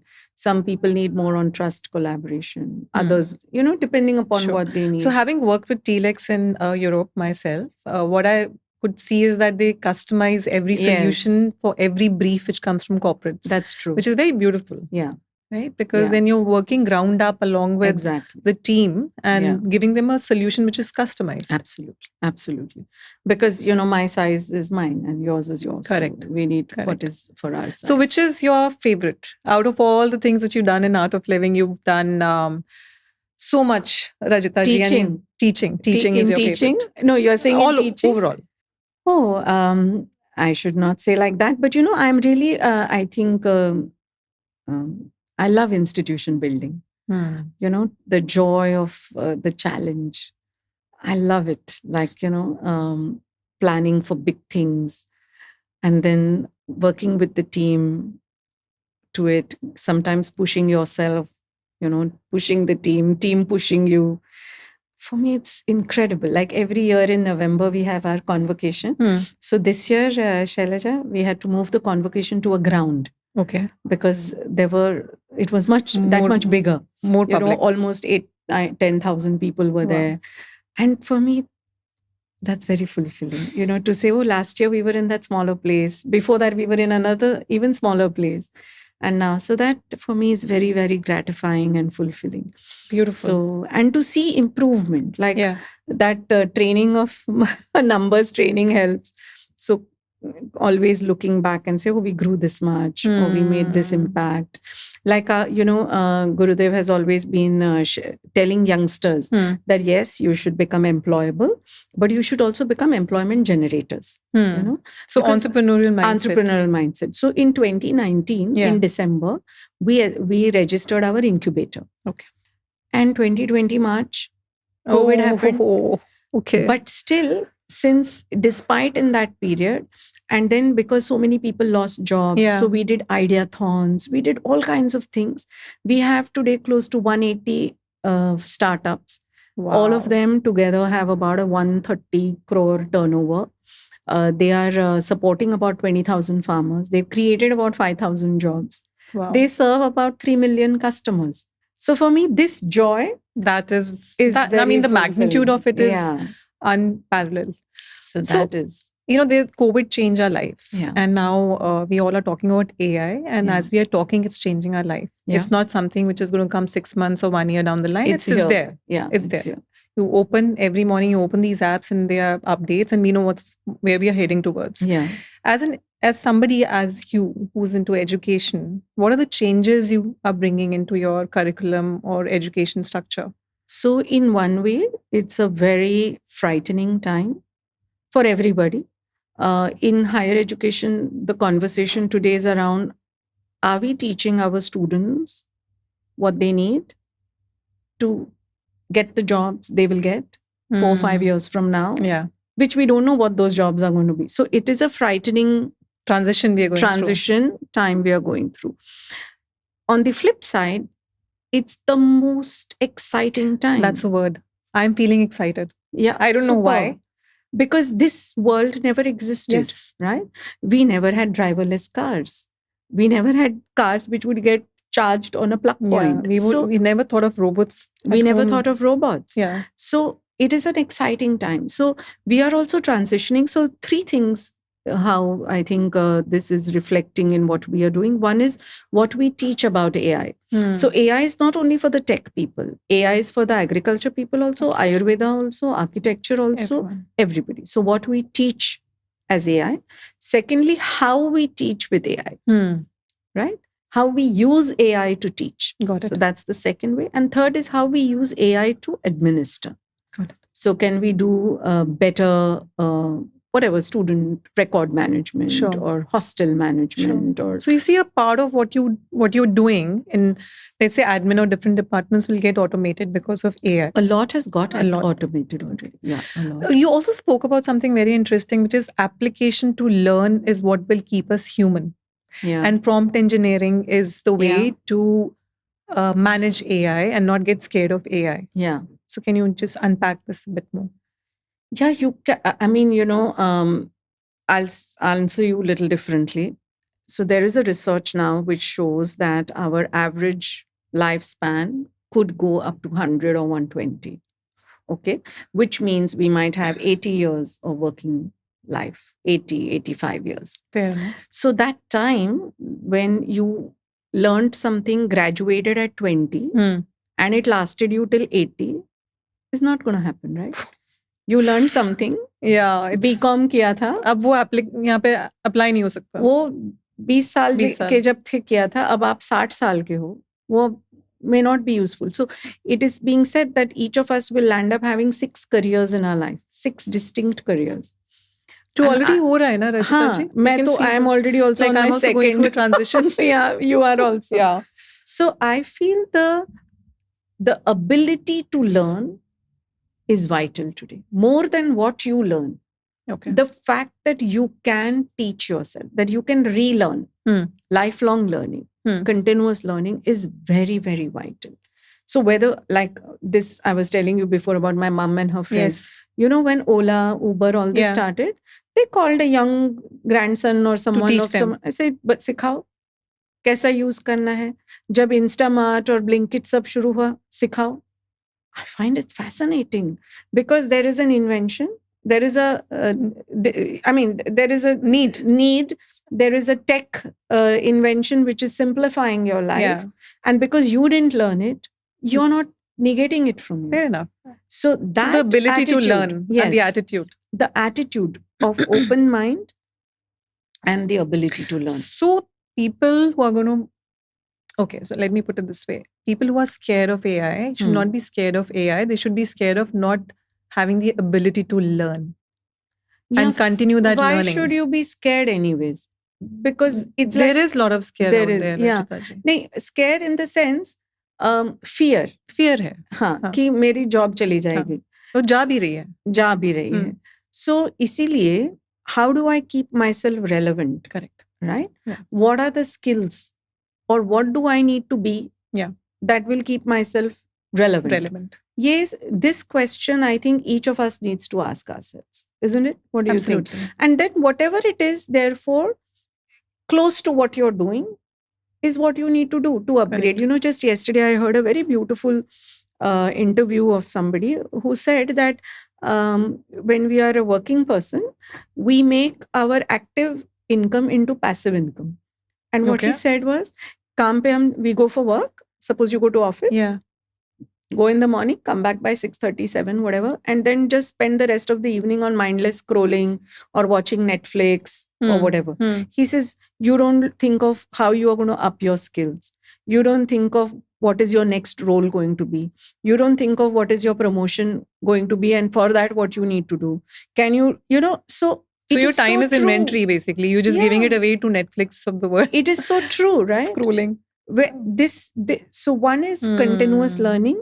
Second is where you are at that time, giving your best to that, but still with one eye where you want to on where you want to go. We were not taught that. I don't think, I never did it. You're a life coach as well, right? Yes. And coaching is all about that. Yeah. It's so forward thinking. It's about taking action. Yeah. So that you keep pushing the needle ahead. Yeah. And that I find is important, that keep an eye on, okay, if you can't think 10 years, can't think 5 years, 2 years. In 2 years, where do you see yourself? Sure. Or what do you want to do? And then what is the delta from now to 2? So let's work on that. So I think that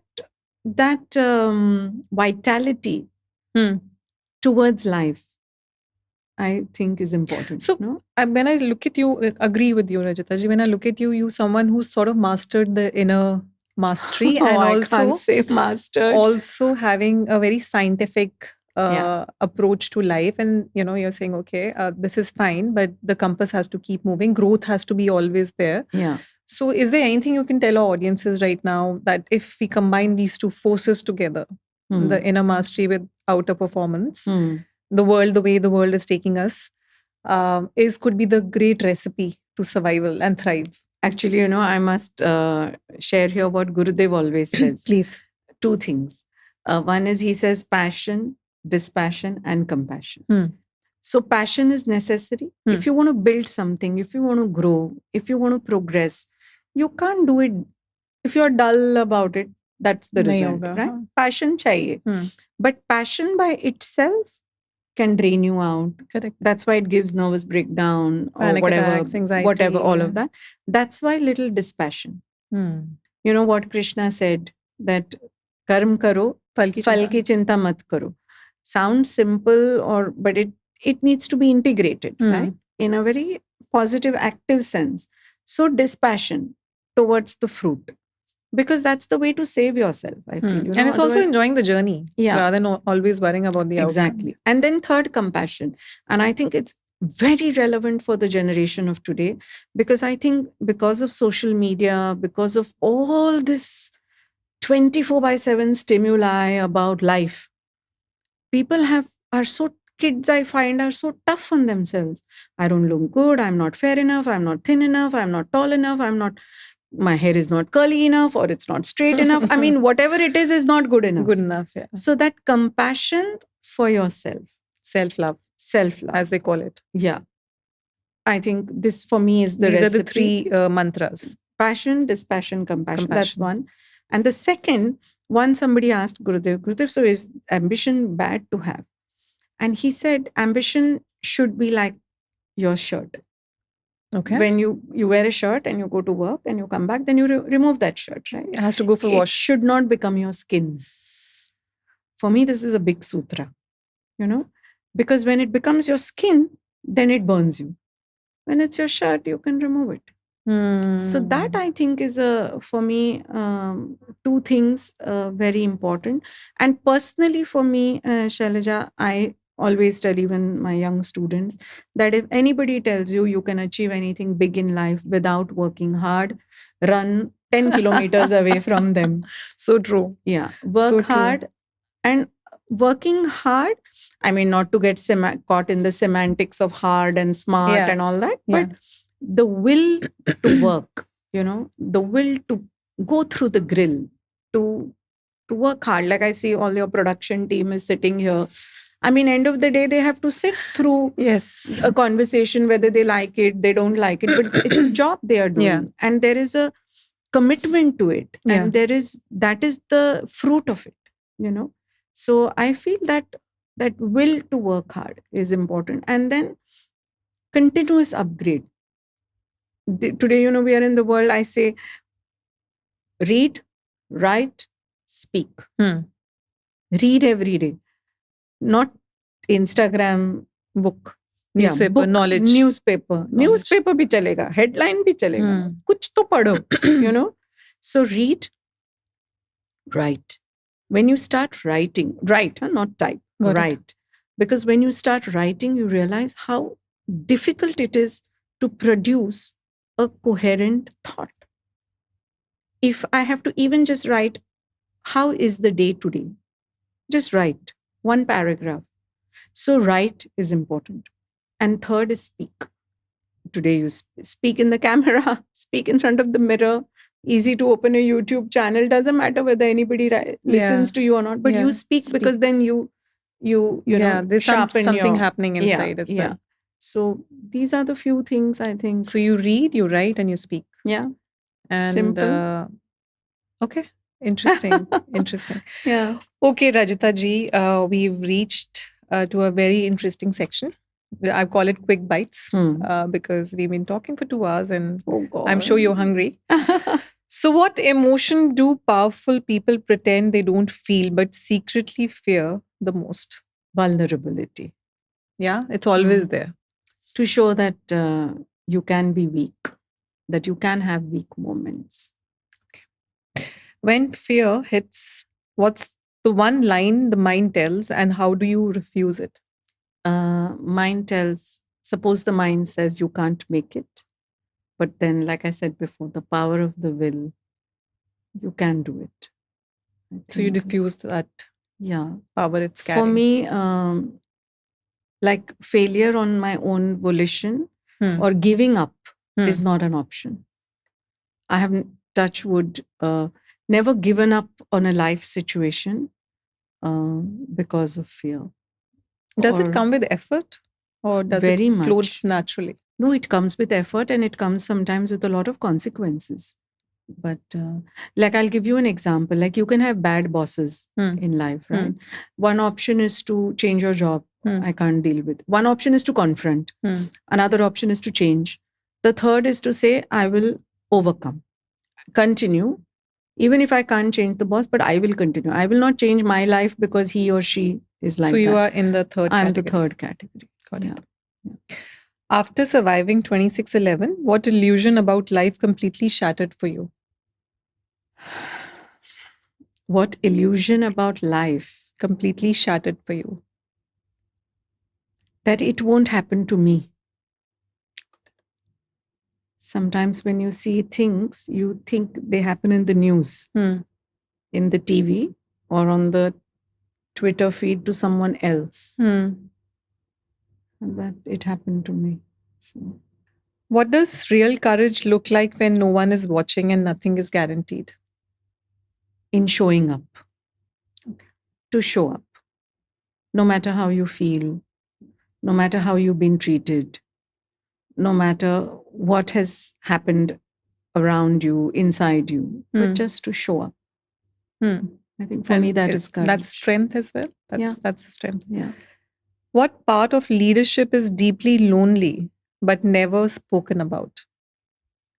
If you are a type of a leader who doesn't pass on the stress, like you absorb, You soak in everything. Yeah. And you don't pass it on, then that aspect is the lonely aspect, I feel, where you absorb it and protect, not protect, maybe strong word, but shield your team from. So that, I think, is for me. It is a lonely journey, right? As you go up the ranks. Yeah, it is. It is. Yes, it is. What inner discipline matters more than intelligence, talent, or strategy? What inner discipline matters more? I think the ability to stay connected to yourself and stay true to yourself.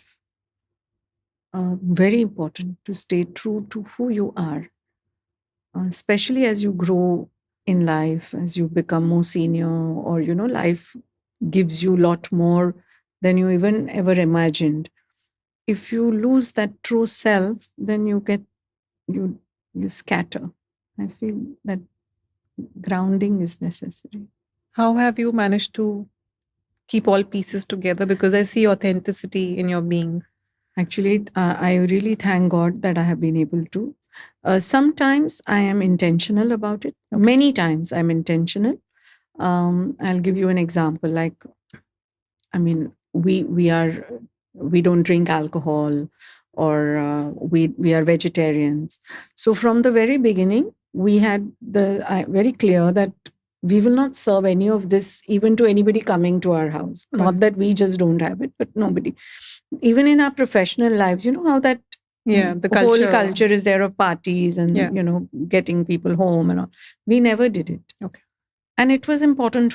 That was how it was for us. So did we lose out? Probably. Because sometimes many important decisions are made in these environments, but that was okay for us. So we have been very intentional in that. And now, as a teacher of Sahaj Samadhi, I do the mantra initiation. So I'm very clear there are some places that I don't go for because I don't feel that, if I am doing something so pure, then I have to be the carrier of it. Sure. In that sense. So I don't know if I'm. Yes. So you're taking that responsibility. And yes. So in many actions, I would say I'm intentional, but some is blessing. Blessing. Yeah. What does spirituality not protect you from, but prepare you for? I think it prepares you to handle the unknown. Actually, that's how I call my book The Unknown Edge. That it gives you that edge, that unknown edge for yourself. And I think it also prepares you for the unknown, because the future is unknown. And to walk into it with a sense of confidence or with a sense of feeling ready, I think comes from spiritual practices. Lovely. In a hyper-intelligent AI-driven world, what kind of human might quietly disappear? What kind of human might quietly disappear? Oh, it's a very difficult question, Shailja. What do you think? I'm trying to think. Who are not integrated with inner and outer. Yeah. So if it's because the speed is very high now. Yeah. The pace is exponential. Yeah. So you need to hold on to that inner. True. Very nice. Yeah. All the more required now to do more meditations, more breath work. Yes. I think and we've been preparing for all of this Yes. for past 2-3 decades. Yeah. And think I it's been hope a many more leading- people come and join this Yeah. path, because we need to be connected inside. Absolutely. Beautiful. What is the most dangerous question people avoid asking themselves because they know the answer will change everything? It's a very loaded question. What is that question? It could be for you, not for me generally only. for people. I'm thinking, for me, I'm really being honest. The question could be, am I sensitive enough? Okay. Yeah. Yeah. Yeah. And what will it change? No, because maybe sometimes I'm not. Okay. If I really ask myself, I mean, yeah, sometimes I'm not. I'm, like there are two types of people, task oriented and relationship oriented. I'm more task oriented person, definitely. So you're more goal oriented and task oriented. In that leadership model also.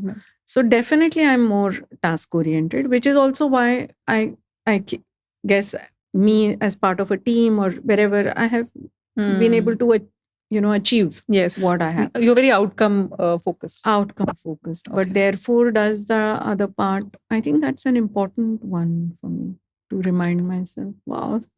You are really scratching, digging, not just scratching, digging. Okay. So inner strength begins the day you stop doing what? Being tough on yourself. I think. Okay. And especially for, I think, us as women. I think very important. For me, definitely important. But there's a dichotomy, right? Because before this, you said outcomes. Yes. And now you're saying the inner strength begins the day you stop being hard on yourself. Yeah, but hard in the sense something didn't happen and you beat yourself about it. Okay. Oh, so not stretch it too much. Yeah, like, oh, I wish I had done this. I mean, everything, both ways happen. Both ways is true. Na? Everything doesn't happen because of you. Course, yeah. And everything doesn't break down also only because of you. So to keep that in mind. Again, the bigger perspective. Yes. The wide canvas in life. Yes. Wide lens. Yes. And it also, comes from, Shailja, I feel a space of the drive for perfection, or the drive for excellence. Yeah. That's probably the flip side or the downside of it. Yeah. That you say, oh, I wish I could have done this. Yes. Like it happens to me. I'll tell you, we are always, in higher education, everything has become a ratings and rankings race. So you get a certain ranking. Suppose you get A. You say, oh, wish we had done this. We would have got A+. A is already great. But, then you say, oh, A+. Okay, this is good. You should try for it next time. But if that you used to, say, oh, maine ye nahi kiya, wo nahi kiya, then it's stretching it too much. Yeah. Okay. All right. So my last question, what does unstoppable spirit mean to you? You can take a moment. I'll recount. I'll share a small couplet. Please. I read somewhere. Come with me, he said. I'm scared, she said. Come with me, he said. I'm scared, she said. Come with me, he said. He nudged. He gently pushed. And she flew. Oh, wow. So we all have that in us, to fly, to soar. Sometimes we need a little gentle push, a gentle nudge. And I think that is what we all have to do for each other. In places where we can fly, we fly anyways. But some places we also need a push. And if we can be that network or ecosystem that becomes the wind beneath each other's wings, beautiful. Then for me, that is unstoppable. Beautiful. What you can achieve. Beautiful. Thank you for this. Wow. And thank you for spending time with us. And, there is always the sense of completeness I feel when I speak to you, when I attend your Oh, that's courses. very And nice thanks of for you. just being yourself, Rajita ji, and Thank you. bringing all that happiness and smile in the world. And I know you've been very modest, and we haven't gone to the statistics of people's lives you've changed and transformed. And thank you so much for Thank coming you. today. Thank you for having me, Shailja. It is such a joy to have this chat with you. And I think the credit of what happens in every conversation goes to you, because you have such a gentle and effortless way of guiding a conversation and making everyone feel so special. I'm saying this again. You are special So to me. thank you. Thanks Absolutely. a lot. I just feel everybody is my friend, whoever's coming. Yes. And I'll also share something where this maybe this need of connecting comes in me, because I think when I started this show, and every time I take a break, I have this thirst and need to have deep conversations with people. And I'm not able to do shallow conversations at all. And my guests are obviously selected, and and I just want to spend time with you and have a cup of coffee. That's all. Lovely. So this is just a bahana. This setting is a bahana. It's a great I just love bahana. deep conversations. It's so And nice. thanks so much. How nice. Thank you. Thank you so much.